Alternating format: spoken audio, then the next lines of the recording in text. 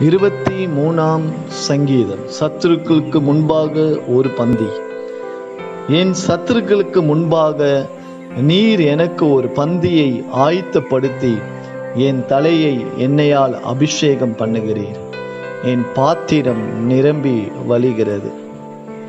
தேவனுடைய பிள்ளைகளே, நம்முடைய ஒவ்வொருடைய வாழ்க்கையிலும் கர்த்தர் சத்துருக்களை ஆயத்தப்படுத்தி அனுப்புகிறார் என்று இந்த வசனம் சொல்லுகிறது.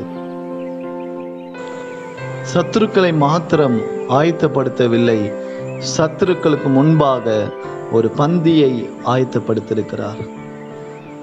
பின்பு என் தலையை எண்ணெயால் அபிஷேகம் பண்ணுகிறார். என் பாத்திரம் நிரம்பி வழிகிறது. தேவன் நம்முடைய வாழ்க்கையில செய்கிற ஒவ்வொரு காரியத்துக்கும் ஒரு பெரிய நோக்கமும் திட்டமும் உண்டு. கர்த்தர் தாமே நம் பக்கத்தில் இராவிட்டால் மனுஷர்கள் நம்மை உயிரோடு விழுங்கியிருப்பார்கள் என்று 123ஆம் சங்கீதத்தில் சொல்லப்பட்ட வார்த்தையின்படி கர்த்தர் எப்பொழுதெல்லாம் சத்துருக்கள் நமக்கு விரோதமாய் வரும்போது நமக்கு ஒரு ஜெயத்தை கொடுத்து நம் பட்சத்தில் இருந்து நமக்கு வெற்றியை தருகிறார். நம்முடைய தலையை எண்ணெயால் அபிஷேகம் செய்து உயர்த்துகிறதை நாம் பொறுமையோடு இருந்து பார்க்க வேண்டும். உங்கள் வாழ்க்கையில கர்த்தர் சத்துருக்களை அனுமதிப்பதற்கு ஒரு காரணம் நம்மை உயர்த்துவதற்காக. ஒரு பெண்ணினால் இல்லை என்றால் அன்னாள் வாழ்க்கையிலே ஒரு சாமுவேல் உருவாயிருக்க முடியாது. கோலியாத் இல்லை என்றால் தாவீது சவுலை காட்டிலும் ஒரு பெரிய ராஜா என்று ஸ்திரீகள் ஆர்ப்பரிக்கத்தக்க ஒரு உயர்வை கர்த்தர் ஏற்படுத்தியிருக்க முடியாது. ஒவ்வொரு வெற்றியும் கர்த்தர் நம்ம வாழ்க்கையில தருவதற்கு சத்துருக்கள் தான் அஸ்திபாரம் இடுகிறவர்களாக இருக்கிறாங்க. இதை கேட்டுக்கொண்ட தேவ பிள்ளையும், லவ் யுவர் எனிமீஸ், சத்துருக்களை சிநேகிகள் என்று சொல்லி புதிய ஏற்பாட்டில் வாசிக்கிறோம். பழைய ஏற்பாட்டில் சத்துருக்கு முன்பாக ஒரு பந்தியை ஆயத்தப்படுத்துகிறார். அப்படிப்பட்ட சத்துருக்களுக்கு முன்பாக கர்த்தர் நம் தலையை உயர்த்தி நம்மை ஆசீர்வதித்து அதே நேரத்தில் புதிய உடன்படிக்கையின்படி அந்த சத்துருவுக்காக சிநேகிக்க சொல்கிறார்.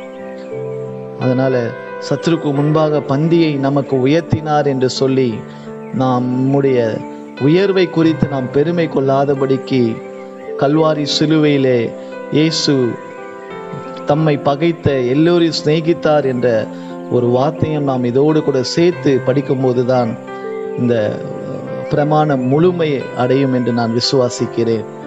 இதை கேட்டுக்கொடுக்க தேவ பிள்ளைகள், நம்மை சுற்றிலும் அநேக சத்துருக்கள் இருக்கலாம். அவர்கள் முன்பாக நம்முடைய தலையை உயர்த்தி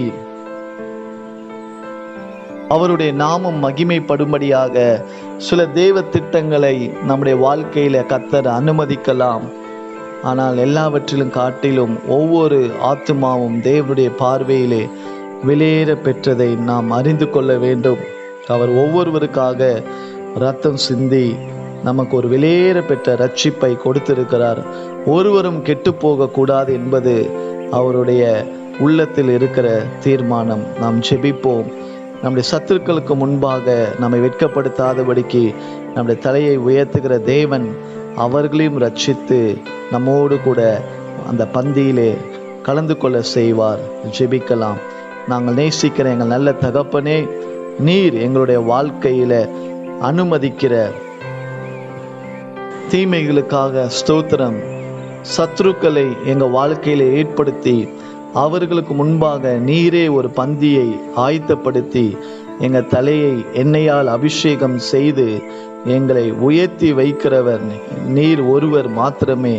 எங்கள் பாத்திரம் உம்முடைய அன்பினாலும் உம்முடைய மகிமையினாலும் மகத்துவத்தினாலும் சந்தோஷத்தினாலும் ஒவ்வொரு நாளும் நிரம்பி வழிகிறதுக்காக ஸ்தோத்திரம்.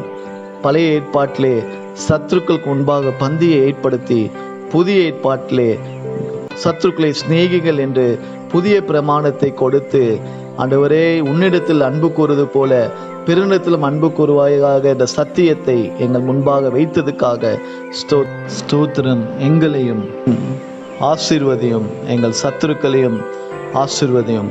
நீர் எங்கள் வாழ்க்கையில வைத்திருக்கிற மேன்மையான திட்டங்களுக்காய் கொடான கொடி ஸ்தோத்திரம். இயேசு கிறிஸ்துவின் நாமத்தில் ஜெபிக்கிறோம் நல்ல பிதாவே, ஆமென்.